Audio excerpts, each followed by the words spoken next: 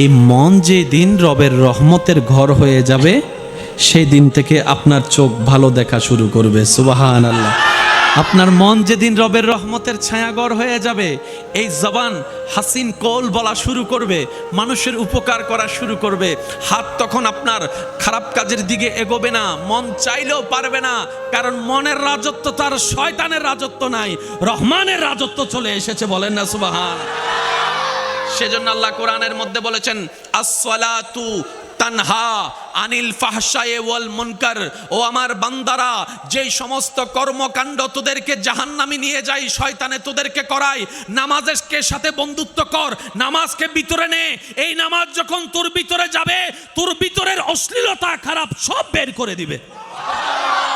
ওয়াদাকার, জোরে বলেন ওয়াদাকার আল্লাহ। আল্লাহ বলছেন, নামাজ যদি তোর ভিতরে থাকে, মানুষটা কখনো খারাপ হয় না। কিন্তু বাস্তবতায় দেখি মসজিদ থেকে বাইর হইয়া মানুষের জায়গা দখল করে। কিরে, মিল তো নাই। আল্লাহর কথা কি মিথ্যা হতে পারে? না। তাহলে আল্লাহ বলছেন, নামাজ যার কাছে থাকবে সে কখনো বউয়ের অভিশাপের স্বামী হবে না।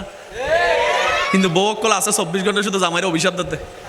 খোদার হইছে এই দুন জামাই থাকতে বেগেন পাইলাম আই হয় দা আছে না নাই?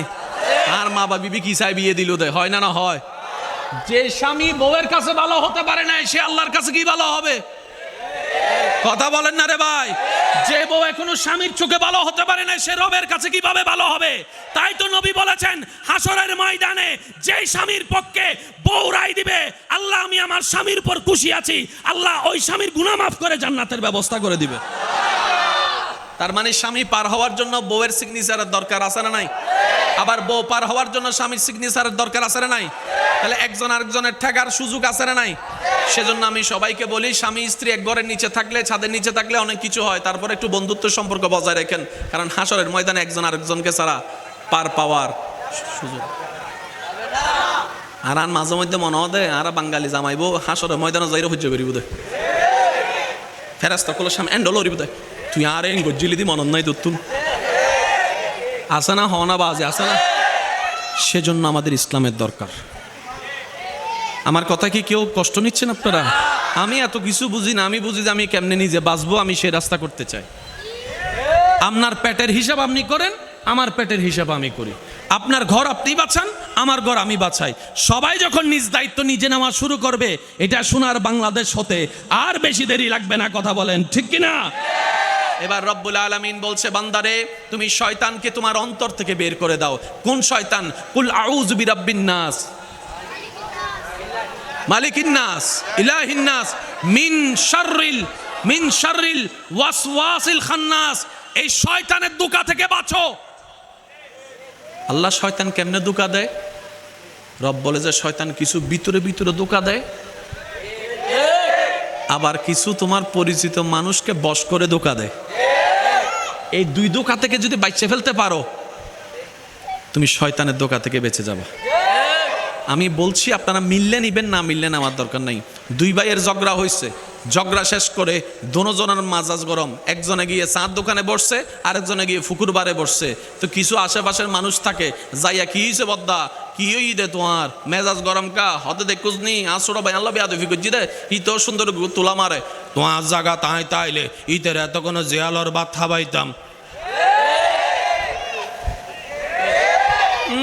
শুনি নে, তোমার জায়গা তাই তাইলে এতক্ষণে জিয়ালর ভাত খাবাইতাম, জিয়ালর ভাত খাবাইতাম।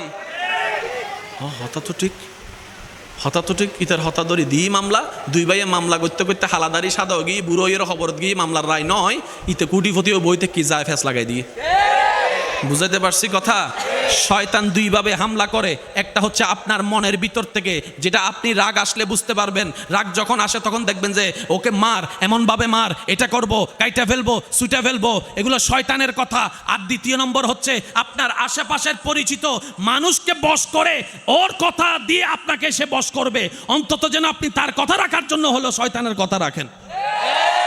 আমার মা বোন অনেকে আছে পর্দা করা ছাড়া বের হয়, কিন্তু বিয়ে আসলে দেখবেন কিছু চাচি, খালা, মামি, বাবি আইসা কান ফরা দেয়, একখান দিন বুড়ানো বললে কি দেয়,